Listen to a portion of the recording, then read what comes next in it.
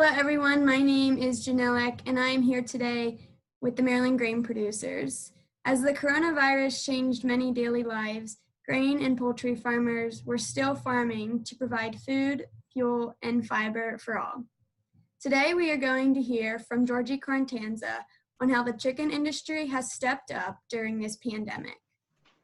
Georgie is a poultry extension agent for the University of Delaware. She works with poultry farmers, integrators, and the public. She builds awareness and understanding about the best management practices and the impact the poultry industry has on her community through research, education, and outreach. Georgie has worked for two of the largest integrators on Delmarva and has been a poultry farmer for the past 14 years, 5 of those of which an organic producer. Inspired by the challenges we face in public perception, Georgie works to bridge the gap between perception and reality. She has received awards for environmental stewardship from the conservation districts and the governor. In 2017, Georgie was chosen as the first Numfield International Farming Scholar in the United States. Georgie has a bachelor's degree in general agriculture from Delaware State University.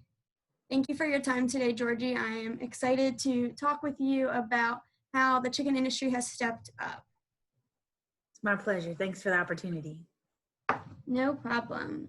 So to begin, during the pandemic, many things have changed in the agriculture sector across the board. What changes have you had to make on your farm to adapt to this crisis in general? Well, initially when this kind of came about, my birds were actually on the verge of moving, and so that brought a little bit of extra angst, knowing where the bird's going to move or they're not going to move, and so just getting through that, but making sure that we had sufficient amount of supplies here on the farm. I made sure when this all started about, did we have ample amount of diesel fuel for the generator, just not knowing what was going to happen, making sure we had plenty of masks and gloves and those kinds of things here on the farm, and then of course. From a personal aspect, making sure we had, what we needed from food and toilet paper and all those things. So really that was the major things initially. And then just kind of my thought was, hey, let's make sure any supplies we need to have for repairs, mainly because you don't know where some of these supplies come from.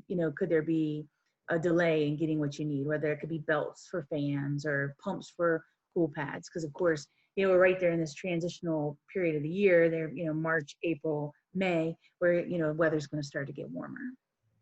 And so poultry farmers in particular, we already practice biosecurity.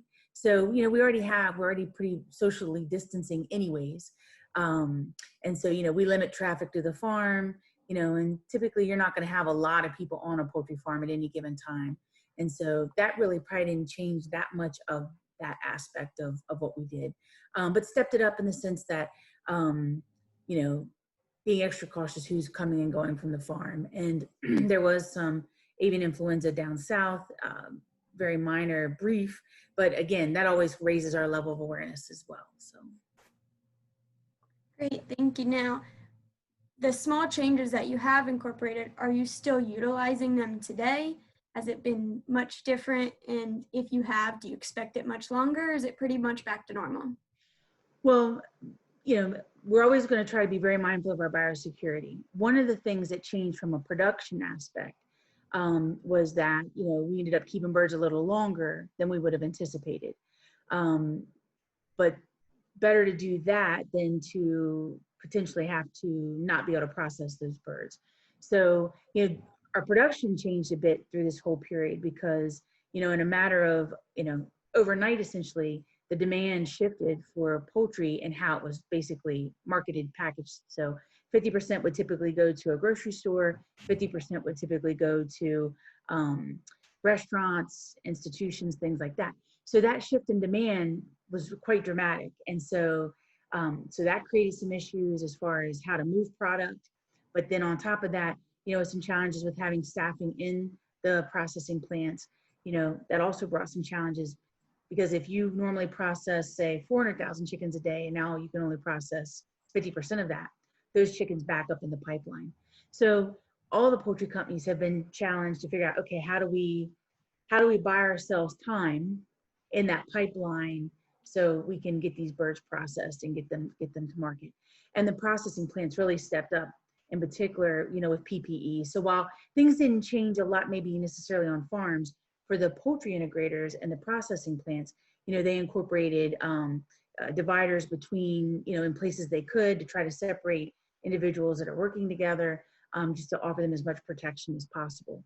And while I don't know that this, that it will stay this way, my understanding is that all these things that we've had to do in processing plants may only bring us back to about 85% of capacity of processing. So there's going to be, nobody knew how long this would last. Nobody knows, what ultimately it's going to impact as far as consumer behavior. So we're still in we're in limbo. While things have dramatically improved, we're still in limbo as far as how that's all going to play out in the long run. Great, that's very interesting. Now, with your extension role as well as being a farmer, what resources or how did you speak with other farmers to prepare and adapt during this time, as it was pretty quick? Well, one of the things we've done is I've taken a lot more FaceTime calls and answered more questions over the phone, where normally I would have went and visited a farm, spent some time one-on-one with them. I had a guy call me and he was having an issue with mortality. And so through FaceTime, I explained to him, here's how we're going to basically do a necropsy on these chickens, and showed him what to do and what we're looking at. And so, and offered up some suggestions to him. There's other things that myself and some of the other extension agents from University of Maryland, we have hosted some seminars at lunchtime, just so growers can share what their concerns are, what their fears are, try to help, build just that bridge of understanding of why is this going on, why is this happening, and how do we manage through it. There have been some stress management things offered. There's been some educational classes that we really try to connect people with learning opportunities, even if we're not directly teaching them. I know throughout this time, University of Georgia offered their their summer ventilation program. And so we tried to connect growers with that, offering up nutrient management credits so that they could still get those educational opportunities and still meet their requirements. So really that's how we've tried to, in extension, really connect with people and try to help them. For where there were some farms that did have to be depopulated, we tried to offer up as much guidance as possible to, assist in that process.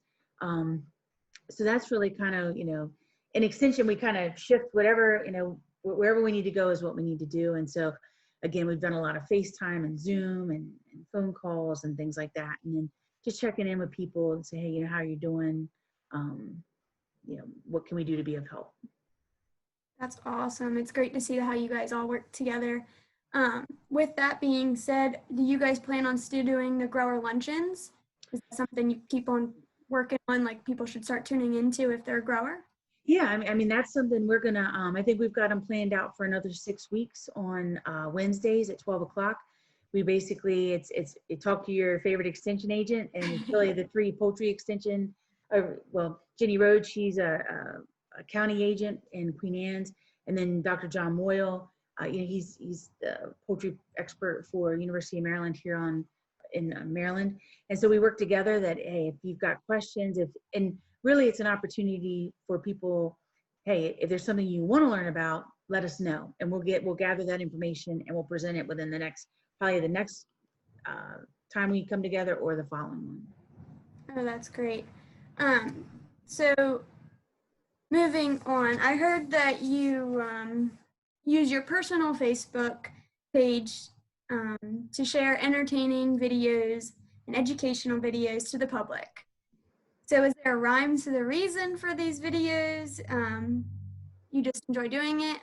Well, how it all kind of came about, I think I did my first video March 23rd. And over about a month's time, I did probably about 30 videos, and some of them were about windrowing and the proper way to windrow and why do we windrow. And those were really geared towards growers, but also to the general public. Some of them I did live, some of them I did recorded. And the idea is that, people are kind of confined and they may normally would just pass by something like that. But, I did different talks about, how important the poultry industry is to our economy. I did one about kind of the history of all the different technologies farmers have adopted over the past 30 years.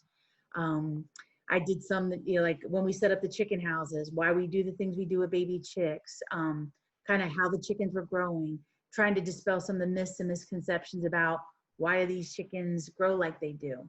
And so I've gotten some great feedback on those videos. And so those are the educational ones. I also did some that were funny. And from, riding on my tractor when I'm windrowing, dancing to my favorite song, to I took Elton John's Rocket Man song and turned it into Chicken Man. But really, honestly, like that one in particular, I woke up that morning. I don't know if it's a God thing, divine intervention or whatever, but I woke up and I thought, today this is what I'm going to do. And I had the chicken suit, and I got up at like 5. I changed the words and practiced it a couple of times, and I got a friend of mine to video it. And so that's really many of the videos. Even when I did the flag with my son, we made a banner. I just feel like those things are just put on my heart, and I'm like, that's what I need to do. And so there's not a lot of planning that goes into it. I like to have a good time. And so I've got some dress up stuff here. A lot of it stuff I already had. And so I didn't have the Bob Marley wig when I did the whole Bob Marley painting. But I think everybody deals with stress and anxiety different. And so for me, it was an outlet to, just try to make the best of a stressful situation. Because you look at the big picture of how, you know what's immediately going on, but, you wonder, how's this going to affect my business? How is it going to affect my family? How's it going to affect our country? How's it going to affect our economy? And so all those little things were just ways that, like I say, just maybe gave me a little bit of comfort during those times. But I got some phenomenal feedback from people, and like, hey, I appreciate you doing the videos. I look forward to watching them. They made me laugh. They made me smile. And that's exactly what, they did. Even when I may have seemed foolish, was just to try to be uplifting. And that's what I think in Extension, we really, it's just, no matter what the circumstances are, we're here really just trying to, help, assist in solving problems, or help encourage or educate, whatever that may be. And so I've got friends that are police officers or firefighters or farmers that are like, I needed that today. So that's how that all came about, was with the videos. So, and I'm not going back and checked, but probably it's been about a month ago since I looked, but I had over 10,000 views of those videos. And I would have never have had that type of connecting or, with people in the way I normally do business. So I think we've learned a lot in this time of how many more people can we connect with, but I still miss the human aspect of being there with somebody and solving a problem. And eventually we'll get to do that again. It's just in time. That's fun. And it's really interesting how, like, you just wake up and you think of something new and different. With those videos, do you think it's something that you'll continue, at least part-time? I would like to. I'm actually in between flocks now, and I've been thinking, okay, what else could I have done, or should I have done, or can I share? I've actually had a couple of growers in the past week. There's been 3 different growers that have said to me, "You've not done any videos lately," and I'm like, well, I kind of feel like I've lost my mojo a little bit, and I said, but I'm going to get it back, and they're like, well, you need to get it back, and so I'm gonna but I don't do a lot of planning with them. I'd actually taken Stevie Wonder's song, I called to say I love you, and I made it my own version with I called to say I miss you, but it's like a COVID-19 version. And so I feel like it's not something I really plan. I just feel like it's just put on my heart and it flows out. And so that's what I do.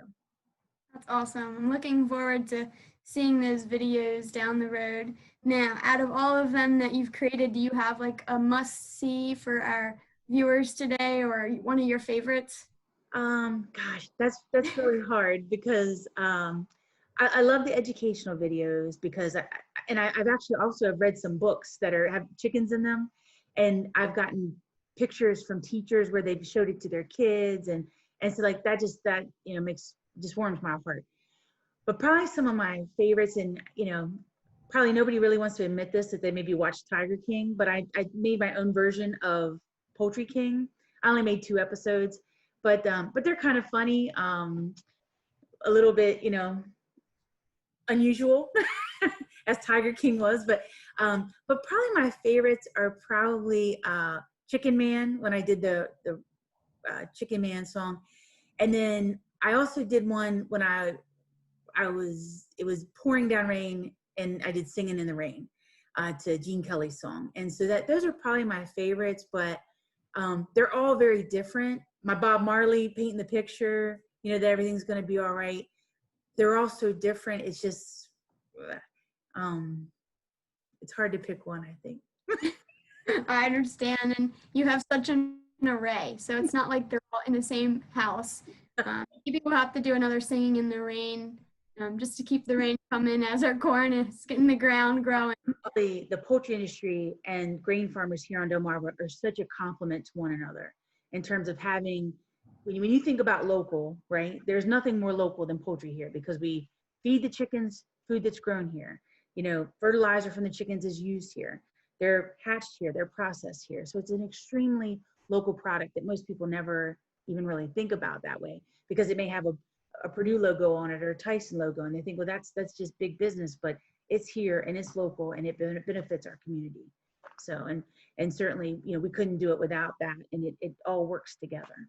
So before we turn off, is there any advice that you have for our poultry growers on the Delmarva as the industry continues to move forward and restaurants begin to open back up? I think, we just need to try to support our local businesses, try to be encouraging to one another. We're upon hot weather, just be as prepared as you can be. And, we've been through a tough time. We've still got some tough times to go through, but it's going to be all right. And you just have to keep pressing forward, and that's, make the best of each day you have. There may be things you would like to have done, but you may want to be a little conservative in your money management, just waiting to see how it all pans out. Great. Thank you so much for your time. So I appreciate how we are highlighting how our poultry farmers and others have been working hard the past few months to utilize the grain that our farmers produce to create an affordable, nutritious protein for everyone to consume. So thanks for tuning in, and resources will be available. So let us know. Take care. Thank you.